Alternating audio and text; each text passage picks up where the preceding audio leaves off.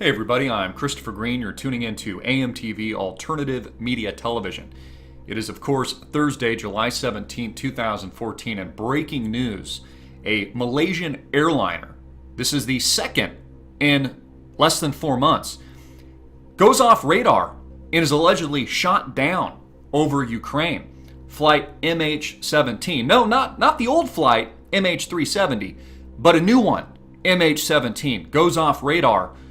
The second one in less than 4 to 5 months' time that goes off radar, ground control loses contact with it, according to the Malaysian government.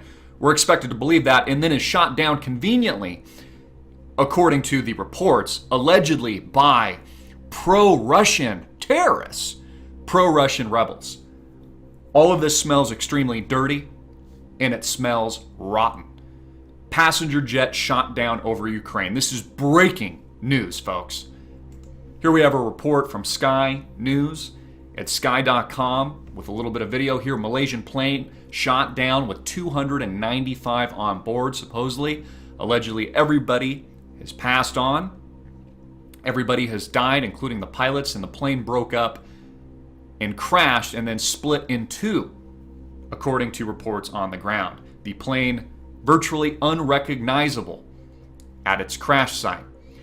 Again, I asked the question with the opening of this video. One of the first things that came to my mind is, how is it even possible that a second Malaysian Airlines flight, a second airliner, can disappear from ground radar as it flies over Ukrainian airspace and then is allegedly shot down in a part of the world that the Western media and Western influence and Western government here in the United States have a keen interest on what's happening in Ukraine in this new Cold War between the United States federal government and Russia and the government of Vladimir Putin.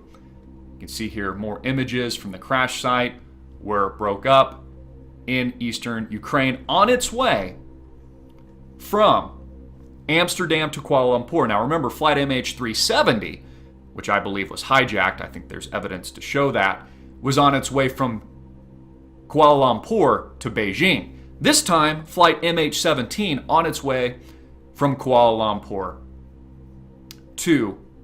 from Amsterdam to Kuala Lumpur. Again, the biggest question here is, folks, how does a second flight from the same airline disappear in 4 months? Inexplicably, can't be explained, and is conveniently and allegedly shot down by pro-Russian separatists on the ground, even though we know that's total and utter propaganda, because the rebels that overthrew the Ukrainian government are the actual terrorists, not the Russian influence on the eastern part of Ukraine. It's utter and total hogwash. How is this even possible? A couple other questions I had. Is there any relationship between flight MH370, the original missing plane, I believe, and many believe there's evidence to support was hijacked and was a gross cover-up and conspiracy by international intelligence agencies, foreign governments, and governments here at home in the United States of America? Is there any connection between both of these flights? Again, we have to ask that question, being the same airline. Second question being, reports on the ground are saying conveniently that this flight was shot down from the ground. But is that the truth? Is it possible that this plane was hijacked as well and blown up internally from the air by terrorists? Could this be a staged event of some kind? Could it be a false flag terror attack? Could it have been a legitimate internal hijacking of a second plane that was blown up from the inside and then crashed at the crash site? Again, seems much too convenient that this plane was allegedly shot down by pro-Russian separatists. Again, both groups got the new government of Kiev and Eastern pro-Russian separatists denying involvement with the shooting down of this plane. 22 bodies counted at Ukraine plane crash site. Again, absolutely tragic bodies scattered across the land here where the plane allegedly crashed. BBC News, Malaysia airliner crashes in East Ukraine conflict zone. Isn't it convenient? It just happens to be in the conflict zone that the United States and Western governments in the mainstream media has a keen interest on today. Again, creating more anger and being able to pitch a narrative to the American people and those tuning into the West why Russia's evil and why we need to go to war right away. Ukraine advisor, Malaysian Airlines jet shot down by missile near Ukraine-Russian border. Here we've got a brief clip. I encourage you to watch. You can see people on the ground with images, graphic images of the plane disintegrating and fragmenting at the crash site. We have more reports here. Ukraine advisor, Malaysian airline jet shot down by missile near Ukraine-Russian border. From Seattle, CBS Local News. And here's what I find very interesting, and I asked this question. This is from Mail Online. It says, journalists in the region say that they just conveniently saw a BUK-type launcher, a rocket launcher, in pro-Russian rebel hands yesterday. And they're linking, conveniently, I think this is propaganda and I think it's a lie, they're linking it to a BUK surface-to-air missile that was potentially shot down by pro-Russian, isn't that convenient, separatists. So here's a logical question.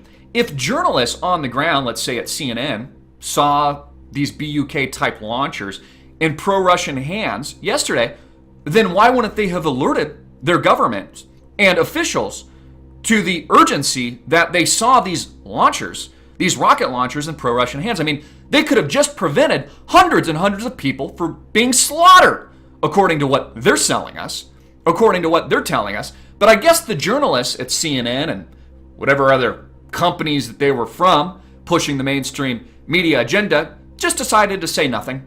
Yeah, that's right. They just saw pro-Russian rebels carrying these large launchers, rocket launchers as they're expected for us to just believe, hook, line, and sinker, but didn't say anything. But of course, isn't it convenient that they can link it to pro-Russian, what they call rebels? It's the exact opposite. Those that overthrew Kiev in recent months are the terrorists that overthrew Yanukovych's government. They're the terrorists, not the pro-Russian forces on the ground. So that makes no logical sense at all. And again, 295 people dead. Isn't it convenient this all happens in eastern Ukraine? Just look at the geography of this. All of this, and a very easy blame game for the Western media, the U.S. federal government to pin on Russia and use this as a con job and a sell job to the American people as just another reason why Russia is evil and we must go to war. Again, the new Cold War here in the United States of America and engaged broadly at this very moment. None of this makes sense. All of this smells totally rotten. Again, this is the second Malaysian airliner that goes off radar in 4 months. And this time doesn't disappear, but is allegedly shot down by pro-Russian extremists. At least that's what the mainstream media is selling to us. I call bullshit. We'll be doing a formal investigation on this. I'm going to spend a lot of time digging into this information. I also want to hear from you. I want to hear your thoughts in the comment box below. What do you think? Maybe there's something you're seeing here that I'm not.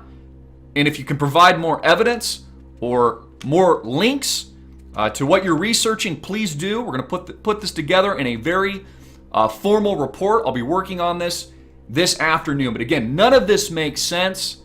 This is perfect, convenient timing. And they must think we're idiots to believe that a second airliner from the same airlines can go missing off radar and then be shot down. Not disappearing this time, but be shot down in a very specific geography of the world right now that the U.S. has extreme and very keen interest in.